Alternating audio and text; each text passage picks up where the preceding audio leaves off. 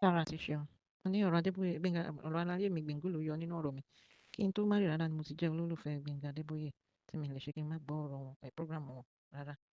Ìgbà tí mo gbọ́ ikú wọn, ó dùn mí wọnú ara nítorí pé mo ti ṣe àṣìṣe tí ò ní àtúnṣe. Ẹ jẹ́ n sọ pé àṣìṣe tí ò látúnṣe concerning ọ̀rọ̀ wọn.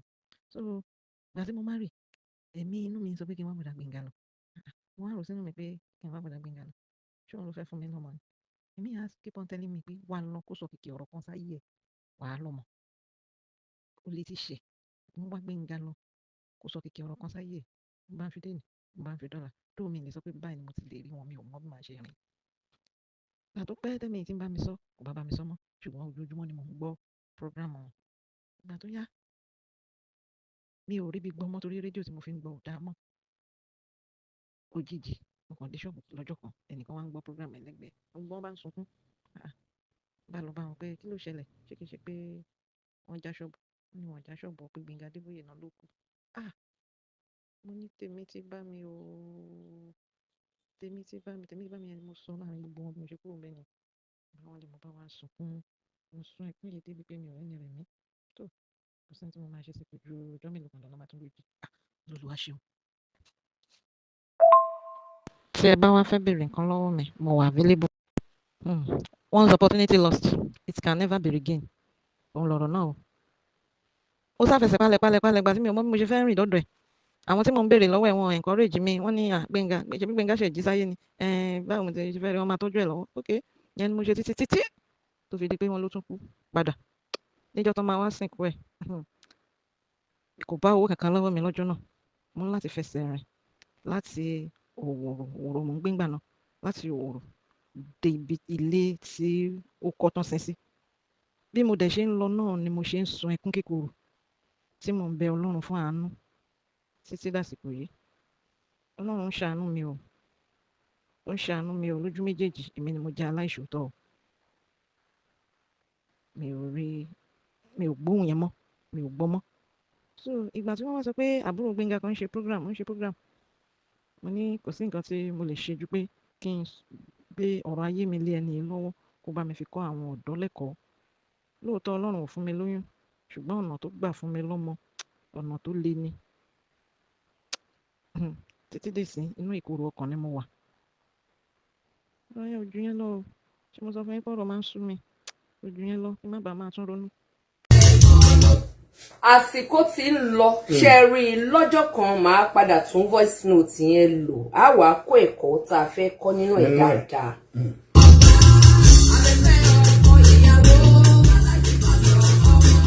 Torí pé ó ṣeé ṣe kí a má ráyè sọ̀rọ̀ fún ara wa ní àwọn ọ̀sẹ̀ kọ̀ọ̀kan díẹ̀díẹ̀ nítorí àwọn àlejò tó ṣeé ṣe ká gbà lórí ètò yìí.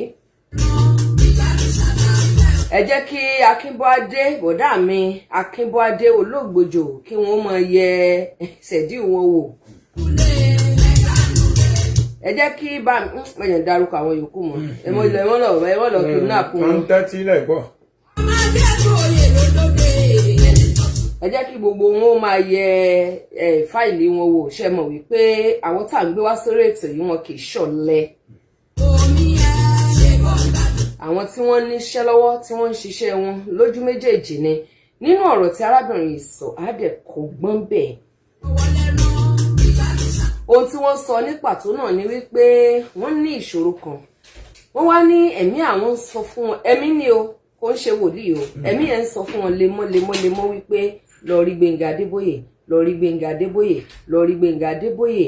Wọ́n procrastinate pẹ́pẹ́pẹ́pẹ́ ni wọ́n bá gbọ́ wípé wọ́n ti kú.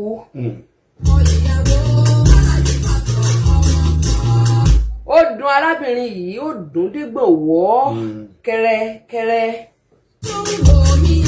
Ọ̀pọ̀lọpọ̀ àwọn ọ̀rọ̀ àwọn ènìyàn ni mo máa ń sọ lórí ètò yìí tó jẹ́ wípé mi ò lè play voice note tí wọ́n torí tí wọ́n bá sọ pé wọ́n fẹ́ ni mo máa ń bá wọn fẹ́.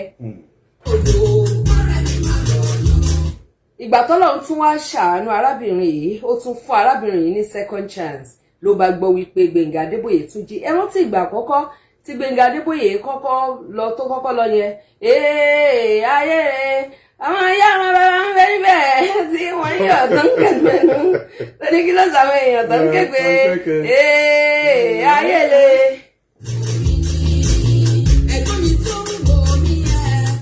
Olórí bobo ni gbogbo àwọn tí wọ́n ń wọnú ẹbí Dẹbírú bàbá gan jẹyìn. Ó kù níyà. Ṣayé kí n ṣayé mi mo mọ bí ṣe máa ń níyín lára tẹ́ ṣáà máa ń fẹ́ kẹ́ fààyàn kan lulẹ̀ kẹ́yìn ó lè dìde tẹ́ máa ń fẹ́ kẹ́ dìbì kan kẹ́yìn ó lè jẹ́ ń bẹ́ olórí gbogbo. Nígbà tẹ́ wá ṣe sòkè sódò tẹ́ wú gbogbo àràbà nídìí èso owó lẹ wá ń rí jẹ mọ́ ọ̀dẹ̀hùn ṣíọ̀. Mo sọ fún wọn gbà náà áńgẹ́lì yín ló kú òótọ́ ni áńgẹ́lì yín ló kú wàláì áńgẹ́lì yín ló kú áńgẹ́lì yín lè rò pa áńgẹ́lì yín lè ṣe pa áńgẹ́lì yín lè gbé láyé lọ́wọ́ tẹ́ ń ṣòkè ṣodò bẹ́ẹ̀ ṣe ń ṣe lọ́dọ̀ rẹ̀ lẹ́ ń ṣe lọ́dọ̀ ìyàwó lẹ́ ń ṣe nínú ilé lẹ́ ń ṣe nínú ẹbí ẹ ṣáà ń gòkè ẹ ṣáà ń sọ̀ àtúbọ̀tán gbogbo ẹ̀ wá ń kọ́ ṣíò áńgẹ́lì yín kú ẹ̀rí àbí ṣe jẹ yín ó kù díẹ̀ wàláì ìyà jẹ wọ́n wàláì.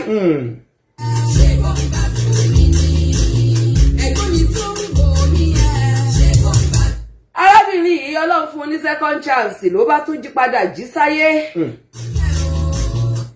Ó bá tún bẹ̀rẹ̀ procrastination ló wá sọ wípé òun fẹ́ lọ àwọn èèyàn wá ń discourage ẹ̀ pé ẹni tó fẹ́ lọ bá ó ṣẹ̀ṣẹ̀ jí ni ṣáwáráyé tiẹ̀ ṣáwárójú tiẹ̀ tí Gbénga Adébóyè ò lè stop láti máa ṣe ntọ́lọ́run ràn nígbà tó padà jí nígbà ó wá padà rí wípé ó wá kú tán pátápátá kò wá gbòyẹn mọ́ láti ìgbà náà ẹni tẹ́yìn lọ jókòó lórí àga gàgàrà tẹ́ fẹ́ mọ bàjẹ́ lẹ́yìn ikú nìyẹn ẹ take care ẹ jẹ́ take time be warned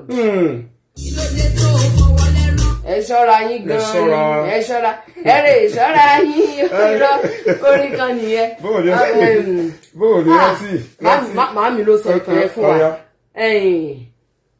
ọmọ yẹn bóyá ó dàbí ẹni pé wọ́n fẹ́ kán fún ẹni yẹn ní nǹkan jẹ ṣọpọ tí wọ́n di bàbá wọn wá fún ó wá dùn gan wọ́n sì ṣàbúrò mọ́ mi ó wá dùn gan ó wá kọrin ó ń dùn gan ẹ ṣọ́ra yín o èdè lélẹ̀ kọ́ ni oyin yín ọ̀dá o jẹ́jẹ́ láyé ìbí ń lọ kọ̀tọ́yàn oyin yín ò pé o.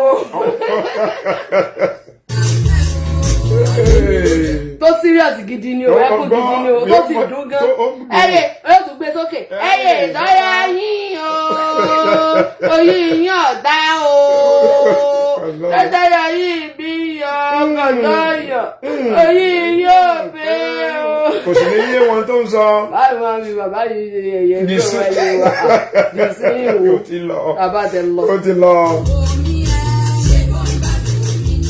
Ọmọọba Olúwaṣeun Adébóyè lórúkọ mi àbẹ̀kí ọ̀kín ẹyin lójú bàbá gọ́ọ̀dù àbúrò mi bẹ́lẹ́gbẹ́ mi dákọ rẹ̀. Adékọ́lá Ọláwínú èmi làbúrò ẹ̀ ṣeun. ọbẹ̀ tà fún ọba wọn. Ṣeun.